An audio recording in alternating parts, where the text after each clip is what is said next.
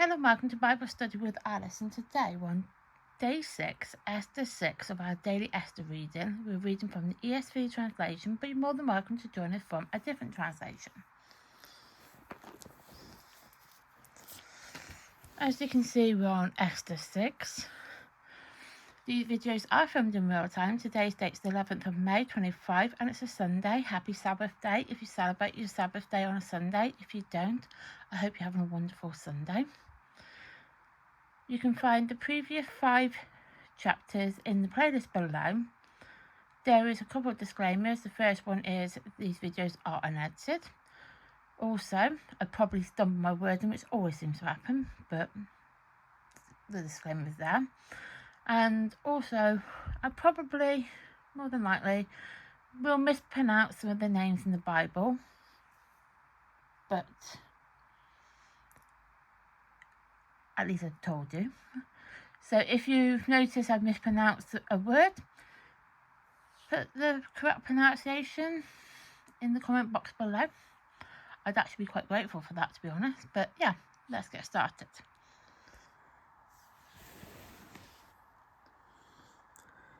The king honours Mordecai. On that night the king could not sleep, and he gave orders to bring books of memorial deeds, the chronicles, and they were read before the king. And it was found written how Mordecai had told about Bigthana and Teres. It's either Teres or Teres. I'm not too sure how it's pronounced, but we'll go with it. 2 of the king's eunuchs who guarded the threshold and who had sought to lay hands on King Ahasuerus. And the king said, "What honour or distinction has been bestowed on Mordecai for this?" The young king's men who attended him said, "Nothing has been done for him." And the king said, "Who is in the court?" Now Haman had just entered the outer court of the king's palace to speak to the king about having Mordecai hanged on the gallows that he had prepared for him. And the king's young men told him, "Haman is there standing in the court." And the king said, "Let him come in." So Haman came in, and the king said to him, "What should be done to the man whom the king delights to honour?" And Haman said to himself, "Whom would the king delight to honour more than me?" And Haman said to the king, "For the man who the king delights to honour, let the royal robe be brought which the king has worn, and the horse that the king has ridden, and on whose head a royal crown is set. And let the robes and the horse be handed over to one of the king's most noble officials. Let them dress the man whom the king delights to honour, and let them lead him on the horse through the square of the city, proclaiming before him, 'Thus shall it be done to the man who the king delights to honour.'" Then the king said to Haman, "Hooray!" Oh no, not hooray. Oh my gosh, Alice. I can't read today. 10. Then the king said to Haman, "Hurry, take the robes and the horse, as you have said, and do so to Mordecai, the Jew who sits at the king's gate. Leave out nothing that you have mentioned." Just wait for my camera to go back into focus. There we are. So Haman took the robes and the horse and dressed Mordecai and led him through the square of the city, proclaiming before him, "Thus shall it be done to the man whom the king delights to honour." Then Mordecai returned to the king's gate, but Haman hurried to his house mourning, and with his head covered, and Haman told his wife Zeresh and all his friends everything that had happened to him. Then his wise men and his wife Zeresh said to him, "If Mordecai, before whom you have begun to fall, is of the Jewish people, you will not overcome him, but surely fall before him." Oh, that sounds fantastic, doesn't it? So that's chapter 6 complete. Tomorrow we will be doing chapter 7. So just go over a page, back to 6. The start of 6, that is. So with this particular, just going to up here a bit, so like that. So with chapter 6, so obviously at the start it says the king honours Mordecai. So obviously the king is honouring him because he feels that he needs to be honoured. So on that night, the king could not sleep and gave orders to bring books of memorial deeds, the chronicles, and they were read before the king. So obviously there was these books and like obviously chronicles, and which would have been read to the king.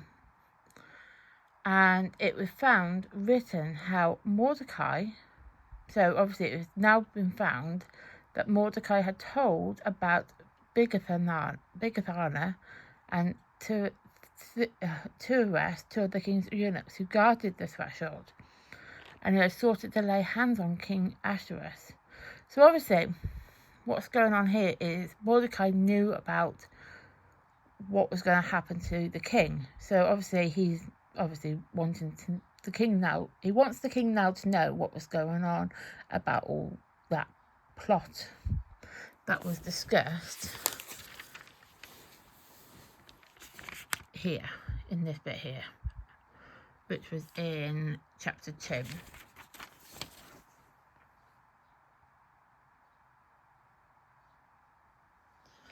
So Mordecai obviously now knew about the plot and now wants the king to know about the plot, because obviously it's treason, basically, to anything in relation to the king or the queen that is deemed as treason, especially plotting to kill them, or any kind of plot of any sort is treason. So obviously he doesn't want that Mordecai want the king killed, because obviously Esther is king's wife, and Esther is Mordecai's cousin / guardian. That, you know, he is her guardian. So obviously he doesn't want anything to happen to the king because of that alone, because he doesn't want his cousin to be upset that her husband's dead. So obviously he doesn't want that to happen. So he's obviously doing everything he can to protect the king from any kind of harm from any type of person. So because of that alone, he's going to obviously want him to know. Now obviously there's obviously that line of, does Mordecai and the king know who each other are? No, they don't. Not yet, at least. Anyway, let's get going. So obviously at this point, the king's young men who had attended him said nothing has been done for him, and the king said, who is in the court? So obviously there's been nothing, you know, the king's men aren't going to allow anything to happen. And now we discover that Haman is now entering the king's outer court. So now the king is allowing him to come into his inner court. Now obviously Haman is like the second in command here. So as he's the second in command, he does obviously have some kind of importance. But obviously, even if he's the second in command, you still don't have the right to go and harm your king or queen. In this case, the king. You have no right to do that, regardless of it. Even if it means that you harm the king, that you get power over the kingdom. No, you just don't do that. It's not cool to even do that. So, Haman is obviously, Haman's just not a nice person. He's definitely the villain in this story. Most definitely the villain.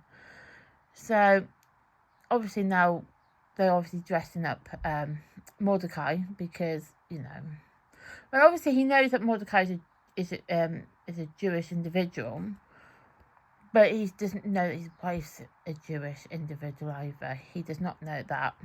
That's the king. The king does not know his wife is Jewish, but he does know that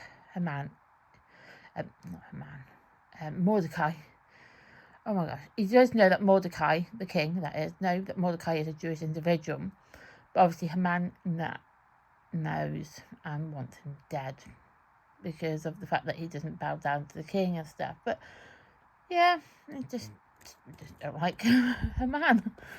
So obviously, they're dressing him up and putting him into robes and giving him a horse and all that to just kind of showcase how important Mordecai is to the king, because obviously Mordecai is obviously to save the king from being harmed. So now obviously he doesn't want any Jewish person being killed, because he's like, well, Mordecai is Jewish and he saved me from death, so he should be basically be greeted with fine gestures and fine prizes for being a good person.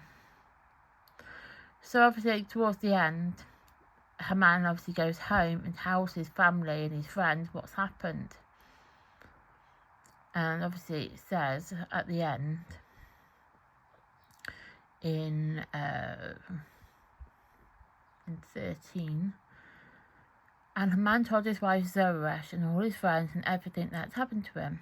Then his wise men and his wife Zeresh said to him, if Mordecai before whom you have begun to fall is of the Jewish people, you will not overcome him, but you will surely fall before him. So now it's come out that obviously, he's a Jewish person. He's not going to allow, the king for one is not going to allow a Jewish person to be killed. So Mordecai is obviously now have this kind of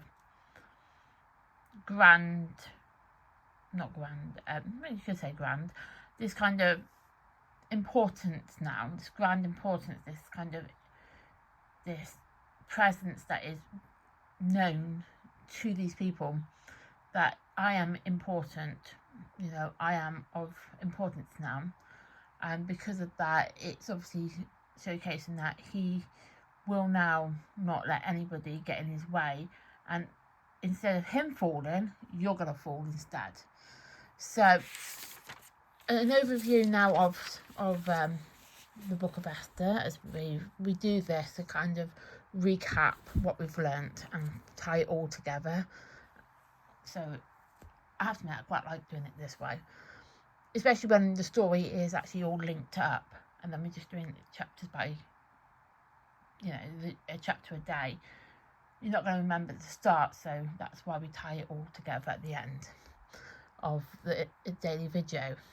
So at the start, the king had a banquet, and his wife, Vashti, she refused to do anything, basically. She did not want to participate in anything. She did not want to do as she was told. King Ahasuerus was pretty annoyed at this point. Very, very annoyed that his wife is not doing what she is told to do. And because of that, in chapter 2, the king is now seeking out a new woman, a new bride, a new queen. And to do that, he wants all the men in his kingdom to bring all the virgin women to his castle, so he can have a bit of a beauty contest to then decide who is going to be his new queen. He settles on Esther because Esther's quite a beautiful young woman, but there's a slight issue there, which comes to the bits down the side. Esther's actual name is Hadassah, and she changed her name to Esther to hide her identity, to conceal the fact that she is Jewish. And she did not want people to know that she's a Jewish individual. She did not want people to know anything like that, because she felt that if the king had known she was Jewish, then he wouldn't choose her. But she's a beautiful young woman, and the king chooses her to be his wife, to be the queen. But towards the end of chapter 2 is when we discover, well, because obviously we're reading it, but Mordecai discovers the plot that is there to kill off the king. in chapter 3, Haman is pretty annoyed at Mordecai because Mordecai would not do as he's told by bowing in front of the king. Haman, felt that that is treason in itself and that all Jewish people should be killed, because why not just kill all Jewish people because of one individual? I don't quite understand the logic behind that, but we have it. It's part of the story. As I said, I don't quite get that logic, why you would do such a thing, but they did. So Haman wants to kill all the Jewish people because of Mordecai. But Mordecai goes to his cousin, Esther, because Esther is obviously the queen, but with Mordecai has this influence, this kind of power over Esther, because Mordecai is Esther's cousin. Their dads are brothers. Esther's mum and dad passed away when she was a young child, which meant that Mordecai, now also being her cousin, is now also a guardian for Esther, which then means that he has that power to look after her. He is obviously is the older cousin that is now have to look after his younger cousin, basically being a guardian to her. But because of that, Esther does respect her cousin, value his opinion, value him as a person, and wants to do as she's told by him and honour him and all that. So Mordecai in chapter 4, goes to Esther and explains the situation of what's going on, all the issues that has occurred, with the fact that Haman basically wants all the Jewish people killed, which then is kind of unsettling feeling, especially when you're Jewish yourself, and that all your people are now going to be killed by this guy because of one individual. So what then occurs is that Mordecai wants Esther to speak to the king to stop him from doing it. But the thing is, the king's not exactly going to listen to people. You can't just walk in on the king sort of thing. You got to be invited. You got to have that invitation to come into his presence. Even being his wife, you still have to have that. And she was like, okay, I'm probably going to get killed here by the king for walking in on him without being invited into his presence. So she, at this point, knew that she had to do something, and she felt, well, it is what it is, I just have to do it, and I will do it. So she then prepares a banquet to invite the king in and to invite Mordecai. But that all goes well. She does do that, to get them drunk and stuff. But it comes out that Haman, at the end of chapter 5, is now plotting to have Mordecai hung on a gallows that he has made for him. But in chapter 6, which we just covered, it comes out that the king is discovered that plot in chapter 2, discovers what's going on, and found out what's happened. So he's now honouring him, because he now knows that Mordecai is a good guy, not a bad guy. And he is obviously honouring him, respecting him as a person, making sure that he has everything that he, showcasing him off to the people that he's a good guy. And that's where we leave off. That's where it obviously ends. That,